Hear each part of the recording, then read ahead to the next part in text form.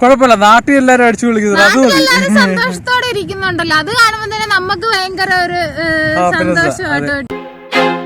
I feel like I'm losing my mind. Is everybody in the world blind? Beat ഫാമിലിയിലേക്ക് എല്ലാവർക്കും സ്വാഗതം. സുഖമല്ലേ? എല്ലാരും സുഖമായിട്ടിരിക്കുന്നു. Happy Christmas.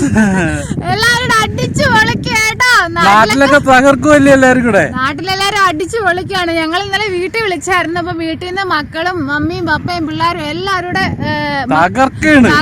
എല്ലാരും കൂടെ പള്ളിയിലൊക്കെ പോയി അടിച്ചു പൊളിക്കുന്ന ഞങ്ങൾ വീഡിയോ ഒക്കെ ഇട്ട് അന്ന് ശരിക്കും കണ്ടപ്പോ ഞങ്ങൾക്ക് വിഷമം തോന്നി. ഞങ്ങൾ ശരിക്കും പറഞ്ഞാൽ ആ സമയത്ത് നാട്ടിലുണ്ടായിരുന്നെങ്കിൽ അവരുടെ കൂടെ പള്ളിയിലൊക്കെ പോകണ്ടായിരുന്നു. അടിപൊളിയായിരുന്നു. പുൽക്കൂടൊക്കെ അടിപൊളിയായിട്ട് അലങ്കരിച്ച്, പിന്നെ ആകാശ കാഴ്ചകളും ഒക്കെ ഉണ്ടായിരുന്നു. ആകാശദീപ കാഴ്ചകളൊക്കെ ഉണ്ടായിരുന്നു. കൊറേ ഒരു വീഡിയോ ഒക്കെ എടുത്ത് ഇങ്ങനെ ഇട്ട് തന്നു.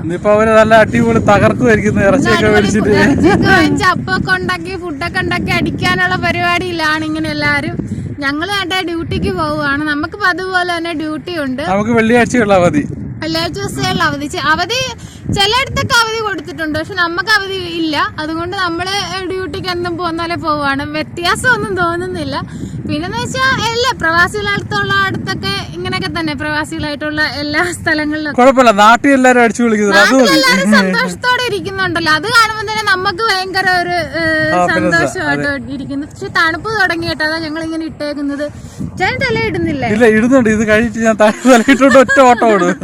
നല്ല കാറ്റുണ്ട്. പക്ഷെ മൂടിക്കെട്ടിയ മഞ്ഞൊക്കെ രാവിലെയാണ് കേട്ടോ. ഇപ്പൊ ഈ സമയത്ത് അങ്ങനെ ഇല്ല, കാരണം വെയിലായി കഴിഞ്ഞാൽ ആ മഞ്ഞിന്റെ ഇതൊക്കെ ചെറിയ കാറ്റുണ്ട്. അത് ചെവി കയറി കഴിഞ്ഞാൽ പണി കിട്ടും. നല്ല തണുത്ത കാറ്റ് വീശുന്നുണ്ട്. രാവിലെ എനിക്ക് കുളിക്കാനൊക്കെ ഭയങ്കര മടിയായിരുന്നു, ഭയങ്കര തണുപ്പായിരുന്നു. എന്റെ കാല് അങ്ങനെ ഉണ്ട് കേട്ടോ. വേദന ഒന്നും ചെറുതായിട്ട് കുറവുണ്ട്, എന്നാലും ശരിയാവുമായിരിക്കും. ആ ഒരു ഇത് മൂവ് ആവുന്നുണ്ട് കേട്ടോ, ചെറുതായിട്ട് മൂവ് ആവുന്നുണ്ട്. അതുകൊണ്ട് എനിക്ക് തോന്നുന്നത് ഇങ്ങനെ ഓയിൽമെന്റ് ഒക്കെ ഇട്ട് കഴിയുമ്പോഴത്തേക്ക് അത് വറ്റാനുള്ള സാധ്യതയുണ്ട്. എന്തായാലും 5 ദിവസം ഒന്ന് നോക്കിയതിന് ശേഷം പുതുവർഷം ആവുമ്പോഴത്തേക്ക് ഹോസ്പിറ്റലിൽ കൊണ്ട് കാണിക്കും. പുതുവർഷത്തിന് എന്തായാലും ഹോസ്പിറ്റലിൽ പോകത്തില്ലയോ. ഒരു പ്രാവശ്യം മോര് വയ്യാതെ പെട്ടെന്ന് പനി കയറി കൂടി പുതുവർഷത്തിന് ഹോസ്പിറ്റലിൽ പോയി എന്റെ ഗൈസ്. പിന്നെ ആ ഒരു വർഷം മൊത്തം അന്ധവിശ്വാസം അല്ല, അങ്ങനെയായിരുന്നു. ആ ഒരു വർഷം മൊത്തം ഞാൻ ഹോസ്പിറ്റലിൽ ഇറങ്ങാതെ നിൽക്കുമായിരുന്നു. അവനൊരു 4 വയസ്സൊക്കെ ഉള്ള ഗോൾഡ് ജ്വല്ലറി കയറിപ്പോ. ഗോൾഡ് ജ്വല്ലറി കയറിയിട്ട് കാര്യമില്ലല്ലോ, നമ്മൾ ഗോൾഡ് വാങ്ങിക്കണ്ട. അതോടെ പറഞ്ഞു കൊടുക്കുക. ഒരു ഗോൾഡ്, എനിക്കൊരു പുതുവർഷമായിട്ട് എന്റെ വക ഒരു നെക്ലസ്.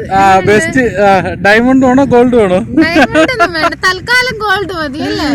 ഗോൾഡിന്റെ എങ്ങനെ ഉണ്ടെന്നൊക്കെ നോക്കിയും വെച്ചിട്ട് വെറും അന്ധവിശ്വാസങ്ങളായിട്ടാണ് എനിക്ക് തോന്നുന്നത്. എനിക്ക് അറിയത്തില്ല കറക്റ്റ് ആയിട്ട്.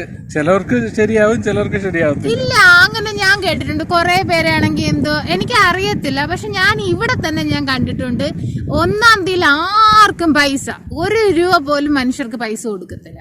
അതുപോലെ കിട്ടാനുള്ള പൈസകൾ മാക്സിമം 1-ാം തീയതി വാങ്ങിച്ചെടുക്കും.